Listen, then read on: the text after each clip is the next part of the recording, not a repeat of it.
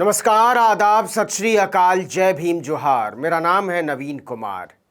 खरगोन से लेकर जहांगीरपुरी और गुजरात से लेकर यूपी तक हम देख रहे हैं कि मुसलमानों से हुकूमत की नफरत का आलम क्या है। आदमी और आदमी के बीच की यह नफरत राष्ट्रवाद और देशभक्ति का न्यू नॉर्मल बन चुकी है। जानबूझकर एक अभियान के तहत मुसलमानों की टैगिंग राष्ट्रद्रोही के तौर पर की जा रही है, अतिक्रमणकारियों के तौर पर की जा रही है, राष्ट्र विरोधियों के तौर पर की जा रही है। लेकिन मुसलमानों में दहशत कायम करने से काम नहीं चल रहा है। इसलिए अब इस्लाम को आंख दिखाने का सिलसिला शुरू हुआ है।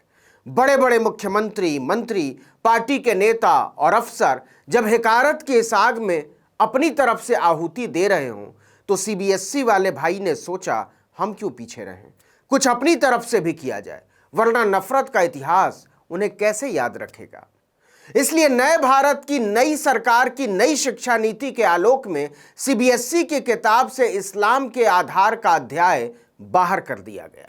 2022-23 का सिलेबस हाल ही में जारी किया गया है। बहुत सारे स्कूलों को यह भेजा गया। जब शिक्षकों ने 11वीं क्लास के इतिहास के सिलेबस पर गौर किया तो उसमें सेंट्रल इस्लामिक लैंड्स चैप्टर ही मिसिंग है, बोले तो गायब।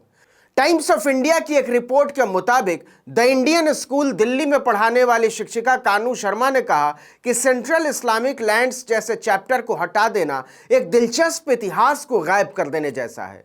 इस अध्याय में विस्तार से बताया गया था कि इस्लाम कैसे दुनिया में आया, किन सिद्धांतों पर वो आगे बढ़ा, सूफीवाद क्या है और मोहम्मद साहब की क्या जगह है। इस्लाम की बुनियाद को हटाकर जो नया अध्याय जोड़ा गया है उसका नाम है नोमैडिक एम्पायर, यानी बंजारा साम्राज्य। इसी तरह 12वीं के इतिहास के सिलेबस में एक अध्याय हुआ करता था किंग्स एंड क्रॉनिकल, राजाओं के कालक्रम। इसमें से भी कुछ हिस्सों को उड़ा दिया गया है। इसमें मुगल प्रशासन का जिक्र था, जिसमें बताया गया था कि मुगलों के दौर में किसानों के हक में आर्थिक तरक्की के बहुत सारे काम हुए। जेएनयू की प्रोफेसर मौसमी बासु ने एक अखबार से कहा कि सोचने की बात है, ऐसे अध्यायों को मिटाया क्यों जा रहा है और ऐसा करने वालों का मकसद क्या है, वो चाहते क्या हैं। आप समझ जाएंगे कि असल खेल क्या है। अध्यायों को जोड़ने या हटाने को लेकर न तो कोई साफ दिशा निर्देश हैं और न ही कोई प्रक्रिया। बासु ने कहा ऐसा बिना कारण के किया जा रहा है और इसके तहत स्कूल, कॉलेज, यूनिवर्सिटी सबको निशाना बनाया जा रहा है। यह हमारे लोकतांत्रिक आचरण और मान्यता के खिलाफ है। बहुसंख्य लोग ऐसा नहीं चाहते, लेकिन मुट्ठी भर लोग उनकी सोच समझ को प्रभावित करने की कोशिश कर रहे हैं। अच्छा, ऐसा पहली बार नहीं हुआ है, पहले भी ऐसा खूब होता रहा है, लेकिन पिछले 8 साल में यह प्रक्रिया बहुत तेज हुई है। देखिए कि इसके पहले सीबीएसई ने जुलाई 2020 में कक्षा 9 से 12 के सिलेबस से कुछ ऐसे चैप्टर हटा दिए थे जिन पर अकादमिक जगत में भूचाल आ गया था, जैसे धर्मनिरपेक्षता, नागरिकता, राष्ट्रवाद, डीमोनेटाइजेशन, लोकतांत्रिक अधिकार इत्यादि। इसके पहले एनसीईआरटी ने 2018 में 12वीं क्लास की राजनीति शास्त्र की किताब स्वतंत्र भारत में राजनीति से गुजरात के गोधरा कांड के बारे में जानकारी देने वाले चैप्टर को हटा दिया गया था।